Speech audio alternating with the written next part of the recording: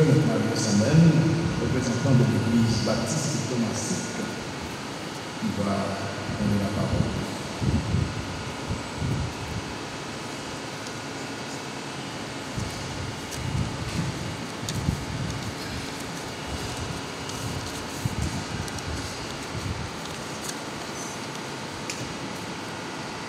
Monsieur le révérend Jose Siméon, le président de la Convention baptiste d'Haïti. Monsieur le révérend Gédéon, le secrétaire général de la Convention baptiste d'Haïti. Monsieur le révérend Saint-Isidore, le titulaire de l'église Redford, baptiste de Redford. Tous les pasteurs de la Convention baptiste d'Haïti ici présents. Les pasteurs des églises amies, autorités éducatives et judiciaires, chefs frères et sœurs, le membre de l'Assemblée, membre de la famille éplorée. C'est avec beaucoup de moi que je prends la parole dans cette assemblée à l'occasion des funérailles de notre feu pasteur Jean-Tel Révélis Alberus.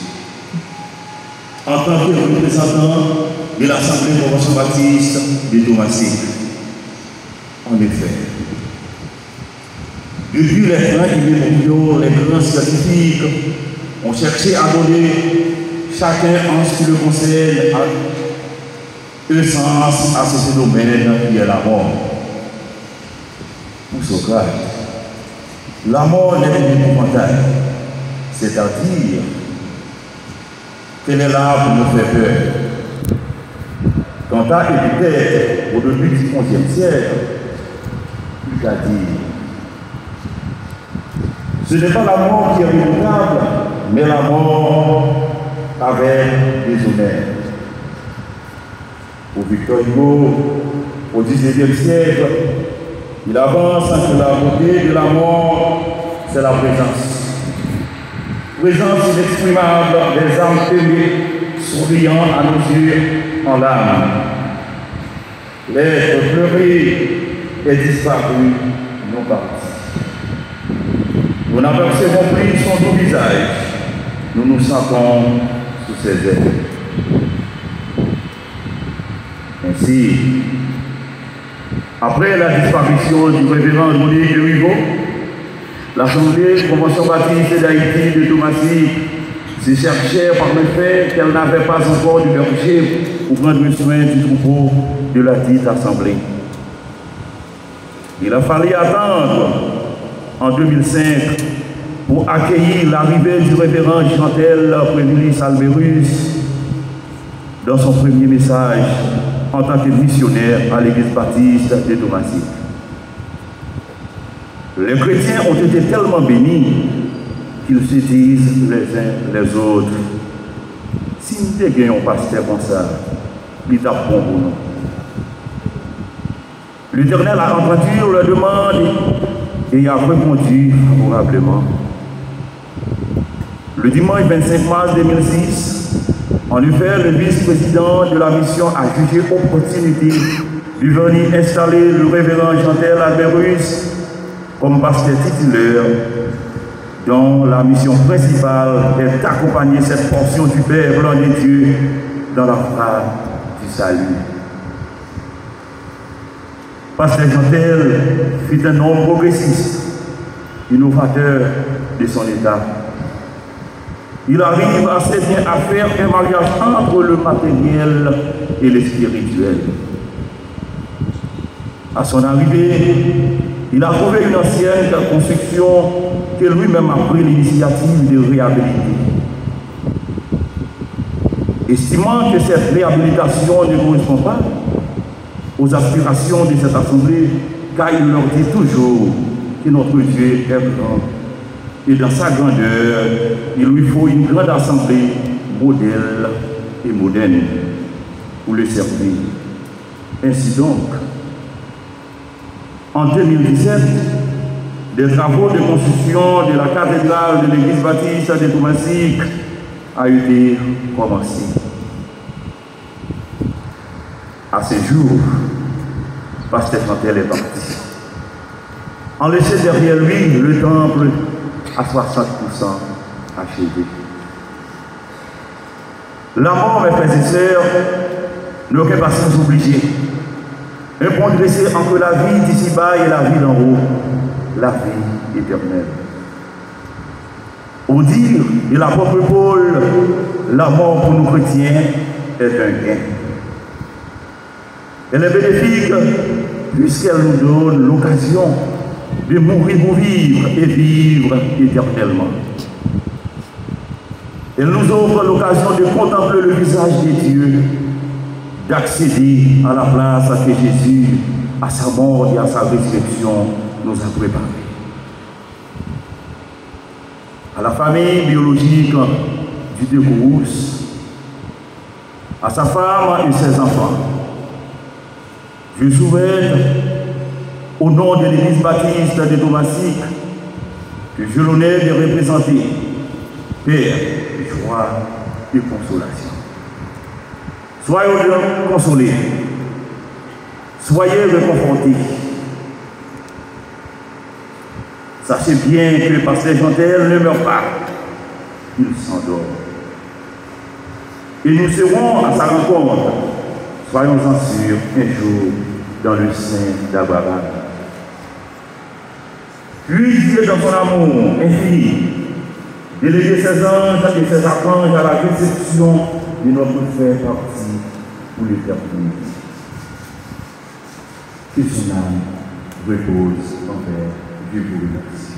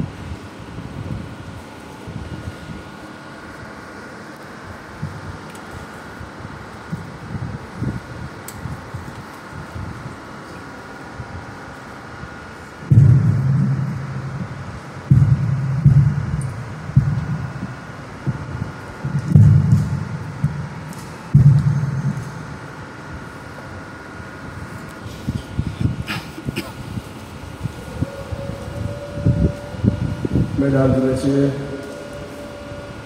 les figures emblématiques de la CDH, de l'UCNH et de l'UNAF, les prestigieux composants du pastorat de Redford, particulièrement le comité exécutif, famille éplorée, frères et sœurs dans le Seigneur, chers récipiendaires. Vouloir ce que Dieu veut est la seule science qui nous met en repos. Selon Omram, un grand philosophe de l'Antiquité, il a déclaré ce qui suit. La vie est cette quintessence que Dieu a en lui et la transmet aux hommes. Fin de citation. Cela veut dire que Dieu est le concepteur de la vie. Il a en lui la totalité de la vie. Et dans la vie, nous croit la vie à l'homme. Car si on n'a pas de la vie, on ne peut pas donner la vie à quelqu'un d'autre. Feu docteur Nicolas, un papa, un regretté de mémoire, se contentait de répéter quelqu'un d'autre qui dit ou qui stipule dans ces termes. Rien ne vaut la vie et la vie dans ce corps ne vaut rien. Fin de citation. Cela sous-entend que l'homme est responsable de son destin, car le destin de chaque homme est la conséquence de son choix ou de sa vocation.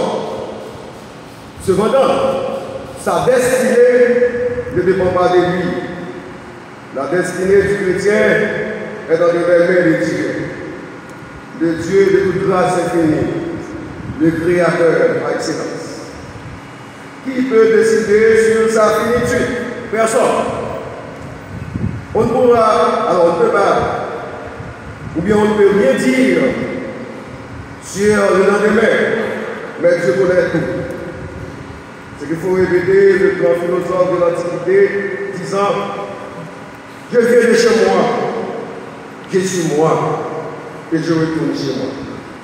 L'homme, en tant que le cheminement de la gloire de Dieu, le théâtre gloria Dei, a en lui la puissance de Dieu très doté de son omniscience, son omnipotence et de son omniprésence, où Dieu détient un pouvoir d'ubiquité, c'est-à-dire être présent partout en même temps. À la mort de l'homme, l'esprit retourne à Dieu. L'âme sera quelque part pour attendre le retour de Jésus-Christ. Et le corps retourne à sa position initiale. Memento homo quia pulvis est ad impulvere revertis. Homme, femme, souviens-toi que tu es poussière. De la poussière, tu seras devenu. Cela veut dire que le vrai homme, ce n'est pas le corps physique, c'est que vous regardez. Ça, l'homme habite dans ce corps. Et à la mort de l'homme, le corps retourne à sa position initiale. Révérend Pascal Chantel Alberus a combattu le bon combat. En dépit des difficultés, des embûches, des obstacles qu'il a rencontrés au sein de son ministère évangélique, à Soufrière, à Domatie. Maintenant, il n'est plus. Il ne fait que de ses sabots pour entrer debout et vivant dans la présence de son maître. Car le bonheur idéal n'est pas dans ce corps, le bonheur idéal n'est pas dans ce monde sensible. Il y a un monde intelligible. On peut être riche sans être heureux ici-bas. Dans la galerie des vanités, l'homme n'est qu'une vapeur, ou une journée qui s'en va comme l'eau va se décliner. Parfois, on doit se sortir de la sagesse humaine pour discerner, comprendre les choses d'en haut et la vanité de ce monde présent. Vanitatum et omnia vanitas. Vanité des vanités. Tout n'est que vanité. Bon voyage, Jacques. Nous étions 32 et nous faisons partie de la 32e promotion du séminaire théologique baptiste d'Haïti. 6 juillet, la première promotion de l'UCNH. Bon voyage, Jacques. Que les étoiles qui scintillent dans le ciel ce soir honoreront votre front de bonheur et de félicité éternelle.